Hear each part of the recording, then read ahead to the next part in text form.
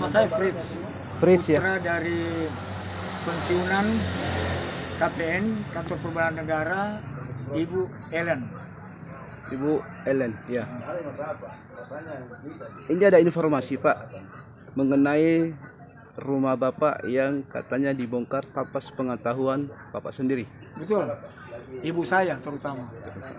Itu kejadiannya pada tanggal 30 Juni 2024 saat waktu itu hari Minggu, di mana kaum Nasrani terutama ibu saya sedang pergi beribadah.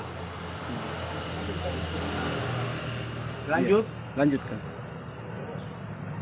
Setelah kami datang, kami juga terkejut dengan keadaan di tempat tinggal, terutama shock bagi ibu saya Ya. yang sudah berusia 90 tahun. Kelompok orang yang begitu banyak yang dipimpin oleh Iwan Megawan dari Kantor Perbendaharaan Negara atau KPN bersama pelaksananya Pak Samsul Kaharudin alias Bahar itu telah melakukan pembongkaran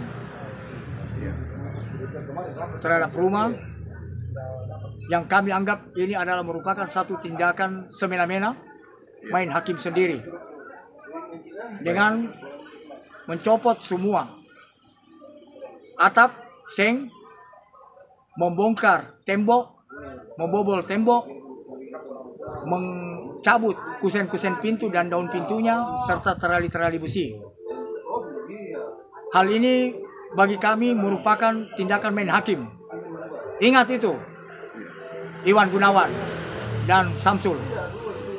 Sebagai aparat sipil negara, mempunyai intelektual, harusnya tidak melakukan hal seperti itu. Ini sangat menyakiti hati ibu saya. Pada saat pembongkaran seperti itu Pak, siapa-siapa saja yang hadir yang Bapak ketahui di lokasi tersebut? Pada saat sudah terjadi, yang saya lihat di situ adalah pertama Pak bagian rumah tangga dari Kantor Perbendaharaan Negara ada, rombongan orang-orang yang saya tidak kenal, dan kebetulan juga sudah ada Babinsa dan Koramil dan Babinsa Koramil juga Pak. iya dengan dari Babinsa itu Koramil Pak. Babin Kamtibmas. Kamtibmas. Kamtibmas. Maaf. Ya. Timas. Dengan Babimsanya ada. Iya. Dan itu saya lakukan penyotingan. Itu di lokasi mana Pak kejadiannya itu? Itu di tepatnya Jalan Pemuda nomor 85B. Selain dari seng apa semua apa saja kerugian Bapak yang Bapak alami Pak? Akibat daripada perlakuan sepihak main hakim sendiri, pengerusakan ini, otomatis barang-barang yang ada dalam rumah, ya, pertama kursi tamu, lemari-lemari kayu, buffet, itu tempat tidur rusak diakibatkan kejatuhan material. Terus tindakan apa yang Bapak lakukan setelah itu Pak? Saat itu saya langsung sampaikan bahwa saya tidak bisa menunggu karena saya juga punya tugas lain. Jadi saya tinggalkan. Keesokan harinya baru saya mengambil sikap untuk pergi Kantor Perbendaharaan Negara menyampaikan bahwa barang-barang itu seharusnya diberikan waktu supaya kita bisa nge-packing dan untuk mengurangi resiko barang-barang hilang. Karena malam harinya itu hujan keras. Dokumen, baju-baju sudah tidak bisa lagi kami pikirkan. Keesokan harinya baru kita bisa lakukan apa yang bisa kita lakukan. Tetapi malamnya lagi sampai hari kedua itu hujan keras sehingga air tergenang sampai di batas tumit. Dan semua yang ada dalam lemari sudah berhamburan, termasuk dokumen-dokumen. Saat ini tindakan apa yang rencananya Bapak lakukan? Saya minta keadilan untuk ibu saya. Apakah sudah ada tindak laporan kepada kepolisian? Saya sudah menjajaki, ibu saya sudah menjajaki, dan kami akan melakukan secara formal terhadap perlakuan ini.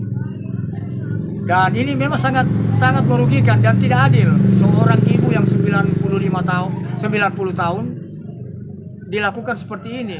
Kenapa tidak ada surat sedikit pun atau penyampaian sedikit pun sehingga memerlukan sedikit waktu buat kita bisa melakukan persiapan dan tidak ada penyampaian secara tertulis. Oh seperti itu ya Pak ya. Betul. Jadi sebelum tidak ada pembongkaran itu tidak ada penyampaian. Tidak ada surat rekonsiliasi untuk mediasi. Secara lisan. Secara lisan dia hanya menyampaikan Juni. Tapi jawaban dari ibu saya mau tinggal di mana. Kalau sampai saat ini kami hanya ikut yang lain.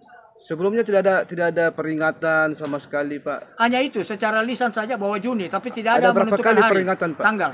Ada berapa kali peringatan dari pihak itu? Saya kurang tahu pasnya. Iya, jadi pada saat pembongkaran itu tidak ada penyampaian. Tidak ada penyampaian untuk waktunya, harinya dan tanggalnya dan jamnya. Itu berlangsung tanggal 30 Juni di hari Minggu 2024. Oke, baik Bapak. Dan saya harap keadilan ini untuk ibu saya. Baik. Dan saya harap ini Iwan Megawan dan Samsul Kaharudin alias Bahar dapat diproses.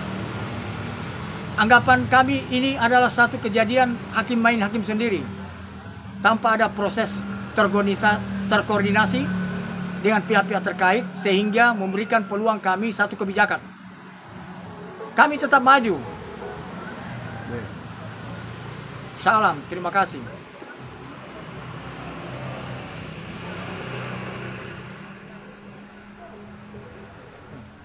Ini kalau sudah dikasih begini tanpa pemberitahuan 3 hari sebelumnya kan kasihan dokumen-dokumen berantakan, ya toh?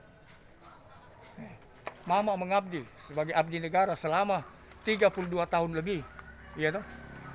Juga punya jasa, punya andil terhadap negara. Iya kan? Kalau sudah langsung dibongkar begini, tidak ada lagi artinya. Kasihan mama yang sudah 90 tahun. Baru dalam keadaan hujan. Ini kan karena buruh proyek. Saya juga paham. Karena saya tidak buruh proyek tidak bisa begitu. Artinya ada sistem, ada proses. Iya toh, Pak? Kasihan mama. Masa di anak tirikan. Mama sudah tua sekali. Kita manusia bukan anu Pak. Cara eksekusinya.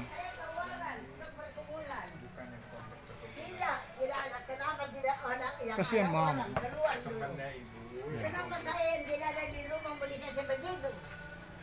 Cara eksekusinya Pak. Iya, maksud saya. Dikira saya Kan binatang. walaupun sudah bicara, iya, enggak apa-apa Pak. 3 hari sebelumnya, ini kan jarak dalam kota Pak. Bapak kan lebih bijak, lebih profesional sebagai kepala bagian.